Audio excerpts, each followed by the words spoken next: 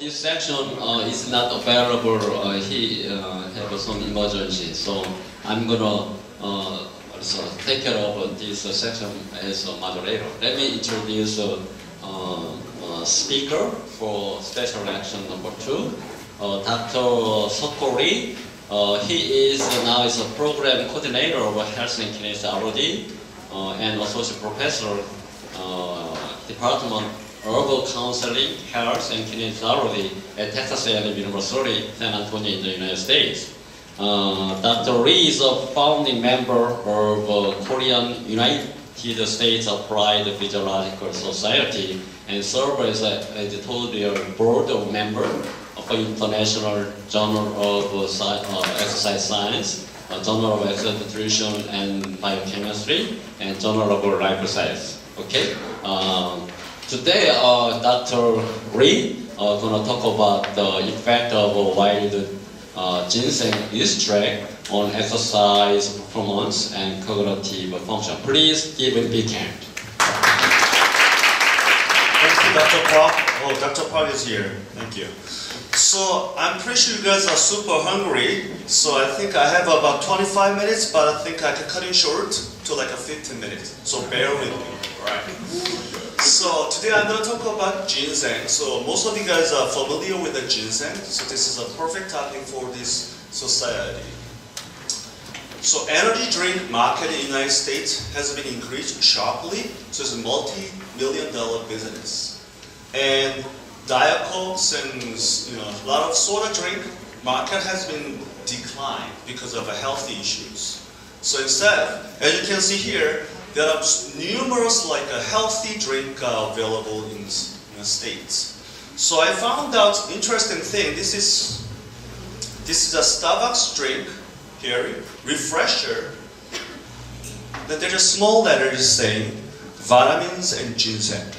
So ginseng is recognized as a health ingredient in drink even in States. However, there is no detailed information in food label.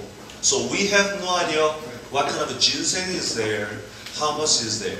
But people recognize that ginseng is a very good stuff. So this is a special lecture, so it's kind of between a scientific and special informational talk. So I hope you'll be enjoying and learning about the ginseng stuff. As you can see here, it looks like a human.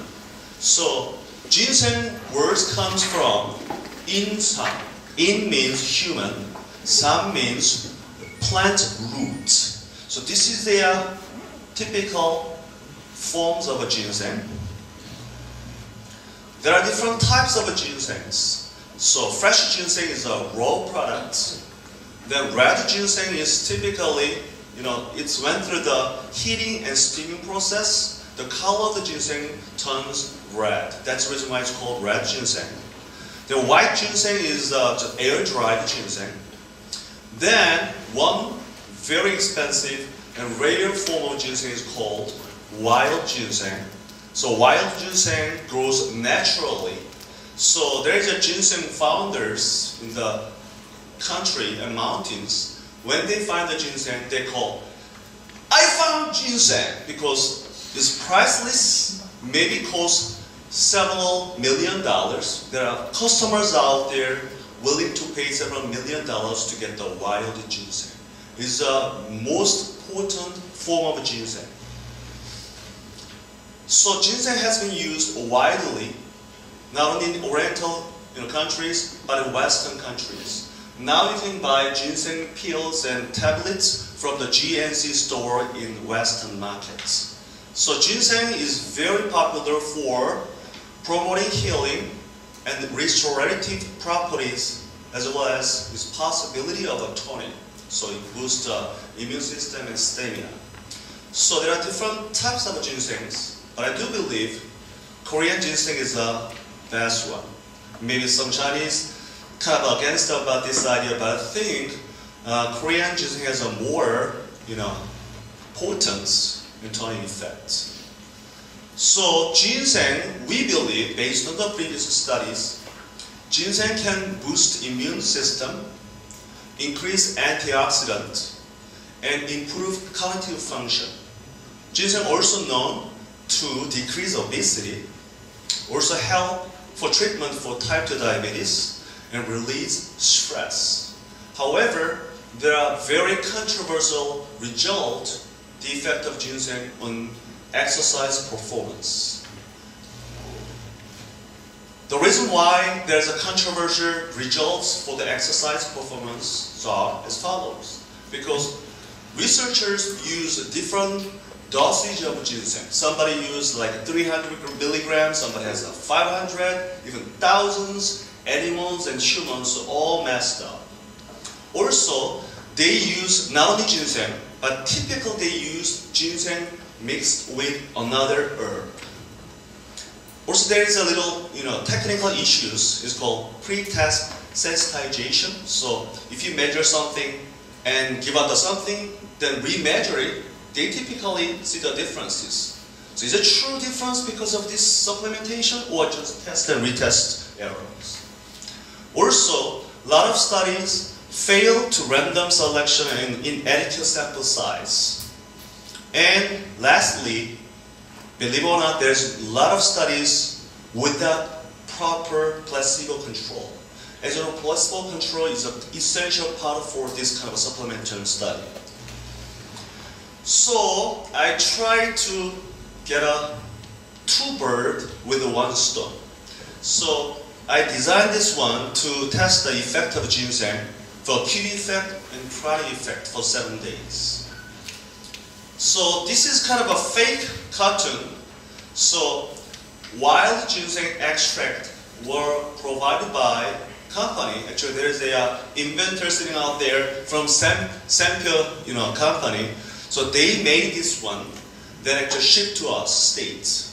And there was a little concern about custom. So what Mr. Kim did is keep a lot of snacks and candies and things with the ginseng. So we were able to get the ginseng successfully without any trouble with the custom. Anyway, based on the ingredient, we were able to provide about 50.4 milligrams of ginsenoside, which is a major ingredient of ginseng, which is called also saponin.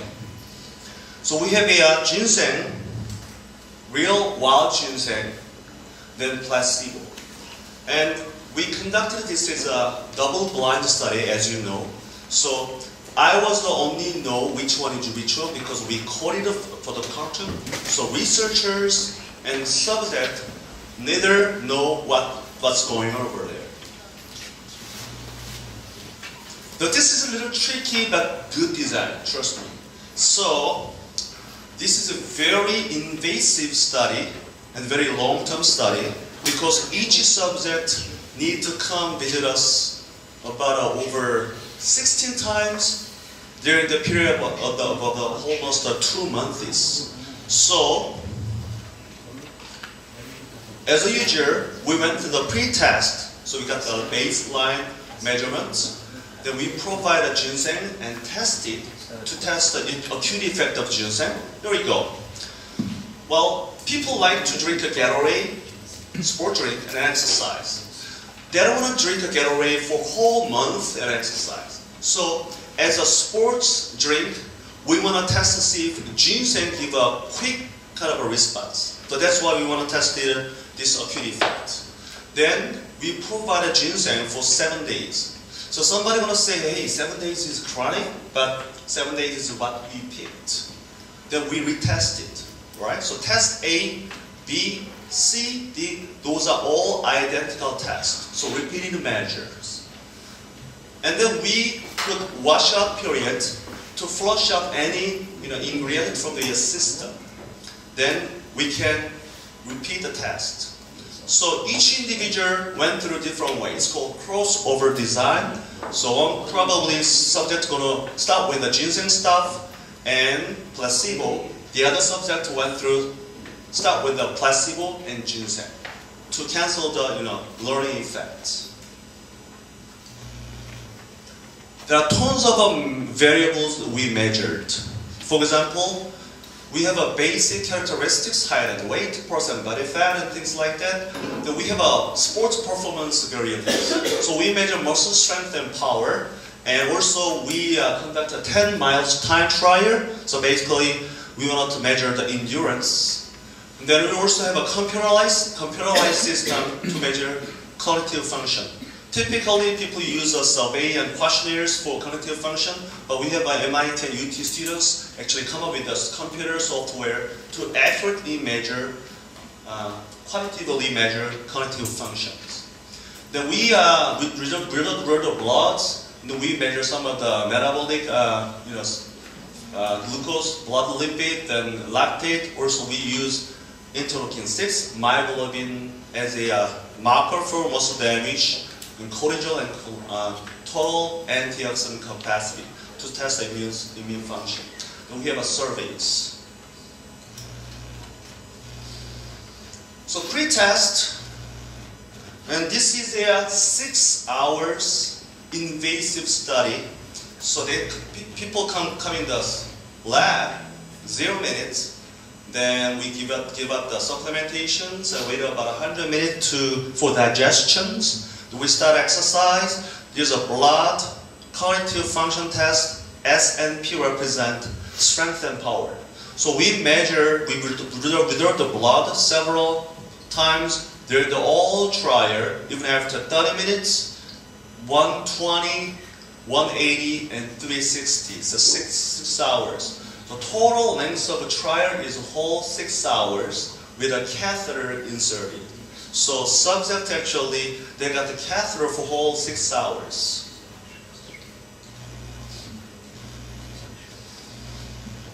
So this is a result. So again, we tested acute effect. We gave out the ginseng and tested it. So there are two different results, acute effect and chronic effect. So I skipped a lot of details for method section. This is a 6 hours long trial. If you look at this calendar, this is just an example of the one subject. Subject test A, and then they had to visit our lab for blood withdrawal for 24, 48, 72. So 1, 2, 3, 4 visits on top of a base. Then they need to take a ginseng supplementation and take a 1 day off to flush out the acute effects. Then they tested it. Then there's a washout period. They retested it. So this is a whole about 1.5 months, and each of 6 hours invasive. So we started with about 14 subjects because it's very invasive. I had a hard time to pass ILB. And we end up with only 12 subjects. So still kind of a low in terms of statistical significance. But please understand this is a very tough study to conduct. So this is a peak power. So we have a, let me show you the little quick video clip to help you understand whole procedure.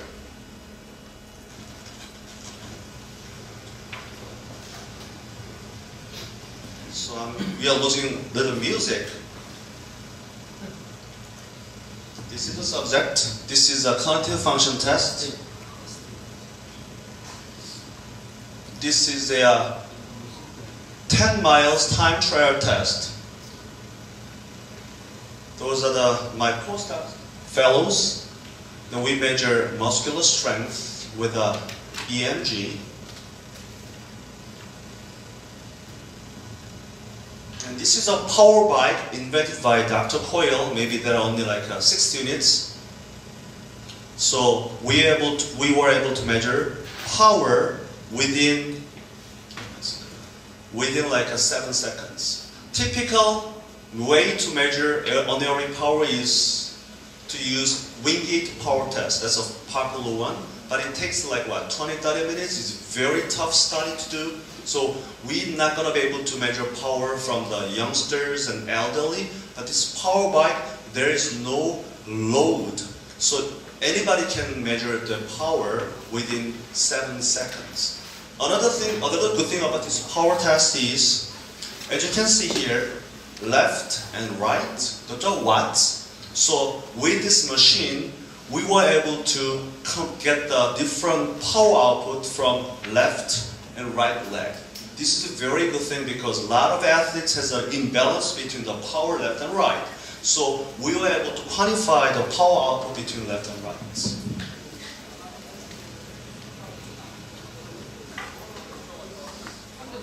This is a short video clip. Actually, there's a long version, but I try to help you out. So let's get into the results section. So this is kind of a little tricky, but understand that this is only from the 12th subject. In placebo trial, peak power and mean power level was significantly decreased across the time. If you remember that, there is a 30 minutes bicycle ergometer, like a trial. Then there is a break, and there is a 10-mile time trial. So different types of exercise. And then peak power was significantly decreased in placebo, but in not the ginseng. This is called PVT. One of the measure for cognitive function is called psychomotor vigilance test. So it's basically we measure reaction time. Again, the placebo control PVT average time was significantly increased. So this is a reaction time, so lower the better. And Ginseng study, there is no increase in reaction time for exercise. We are still talking about acute effect. TAC represents again total antioxidant capacity, indicator of the immune system. So there was a significant increase in TAC across the time so you can see ginseng trial TAC level has been increased significantly, not the placebo control.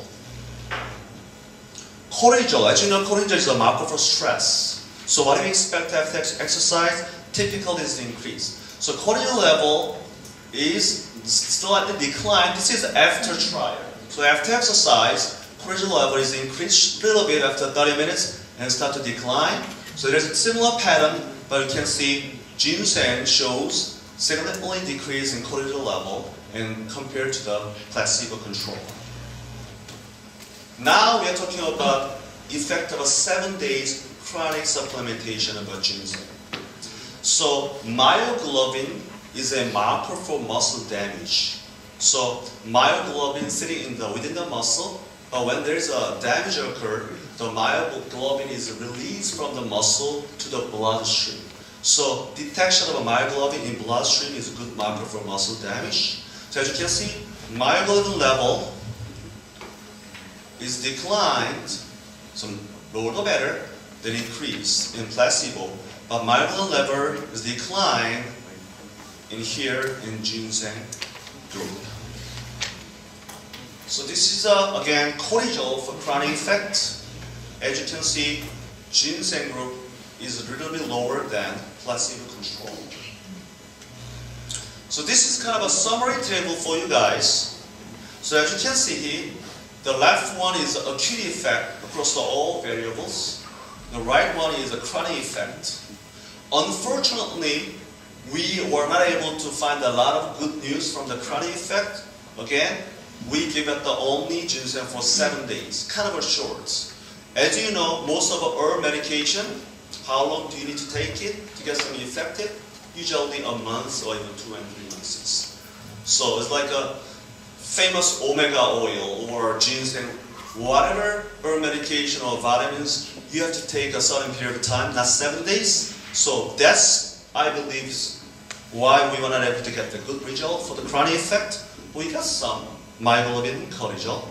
But acute effect, interestingly, we're able to find some significant effect on peak power and PVT, which is one of the marker for cognitive function, and total antioxidant capacity, and also lower the cortisol. So there is a promising, result for acute effects of ginseng stuff. So what we can do for the next one, if the company keep supporting my research, I think I need to increase the number of subjects. then I want to try the chronic effect of ginseng. Not 7 days, maybe at least a month. Then I hope I can find the good results. But also, important thing is the acute effect. So again, we can probably come up with a ginseng drink as a not only healthy, but kind of a sport drink. So people can get the ginseng and exercise. Why not? So probably you need to work on something in terms of taste, because ginseng is a little bitter taste and smells. So probably need to work on that part. Then I think we'll be able to get the good sport drink. So you can say ginseng drink or something like that. This is the conclusion. It's only like 15 minutes. So there are good acute effects. There are some chronic effects. So what I found from my study is acute ginseng supplementation, not only just ginseng, wild ginseng supplementation was effective to maintain exercise performance and also improve cognitive function. And 7 days of a wild ginseng supplementation were effective to improve recovery from cycling exercise. Probably you're amazed that, oh, those are Koreans in United States. Yes. So those are 2 postdoctoral fellows in my lab. Dr. Zhang, now he's a faculty at University of Louisiana. And Dr. Lee, now is a researcher in the Georgia Tech. And those are 2 master students and undergraduate researcher. So I usually have 1 or 2 postdocs and several students and undergraduates. So I create a team of research. So currently I have 6 students, undergraduate and graduate and postdocs. That's it. Right.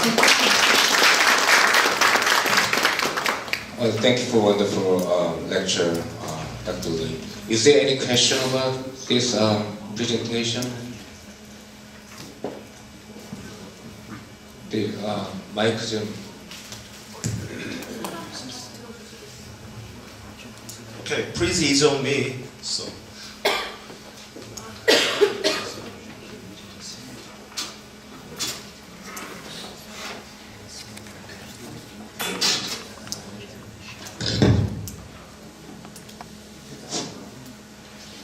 Thanks for your good presentation. Yeah, I'm asking how can justify the psychological and physiological mechanism the effect of ginseng on cognitive performance? Thanks. I think Dr. I forgot his name, Soya can answer this question. Well, I didn't measure any kind of biochemical markers for brain function or neurology, but I do believe there should be some effect. But I didn't measure it. But I have a testimony from one of the staff members. When I started this research, actually I went to visit several people and they wanted to explain my research. One of the staff members, she's about 40 years in Caucasian, white. She told me, "Oh, Dr. Lee, I'm taking ginseng." So I said, "What kind of a ginseng?" She has no idea. She just got the pill from the store. Then I asked, "Why did you take ginseng?" She told me, "I cannot concentrate my work without this pill." So she strongly believed that ginseng can help to focus on her work. So that's how. The mechanism, that's my future study. Did I answer your question? Okay. Well, he's a tough guy, right? Okay, 1 question, not the 3 questions. Actually, it's very simple question. That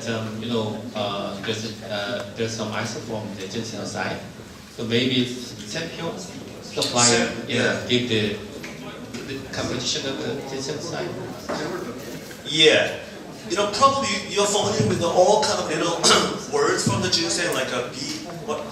Mr. Kim, you can help me out. Okay, B is a B to B. You know what? Let me have 2 minutes. Why don't you come over here? So we have an actual table for this wild ginseng stuff because he's the one who made this stuff. And there is you can speak. Do you have a microphone? So this wild ginseng extract contains all major components, but there are different components for different isotopes. Thank you. Thank you. Our company is the same pure company, soy sauce and functional material and functional beverage manufacturer. Our ginseng is aims to next year beverage release product. Yes, but and our white ginseng is fermented and with lactobacillus and fungi. Yes.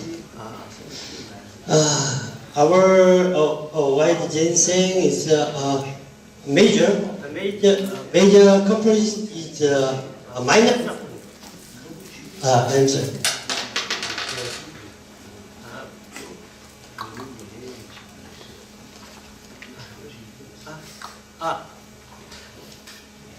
You have 10 seconds. Yes. I'm sorry. Our white ginseng, major company is minus saffron. It's a compound chain and F1, the ginseng side, F1, RG2, yes, RG1, yes.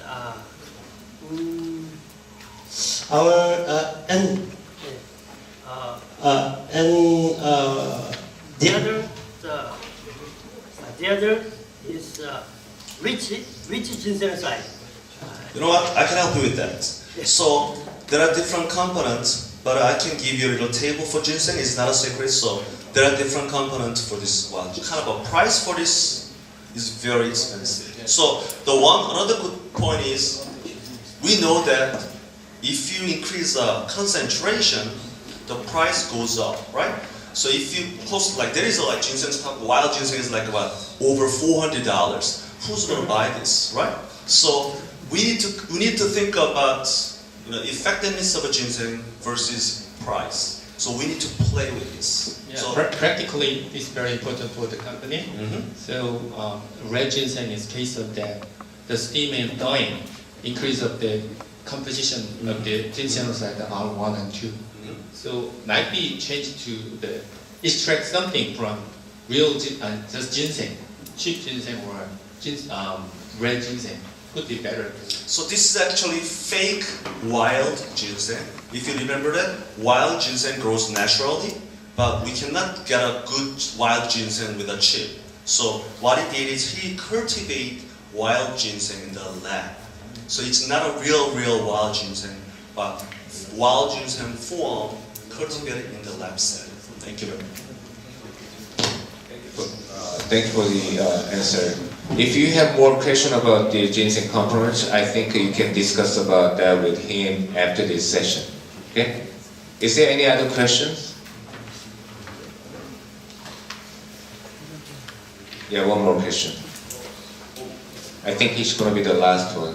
Thank you very much for the presentation. Very nice RCT composition. I also interested in the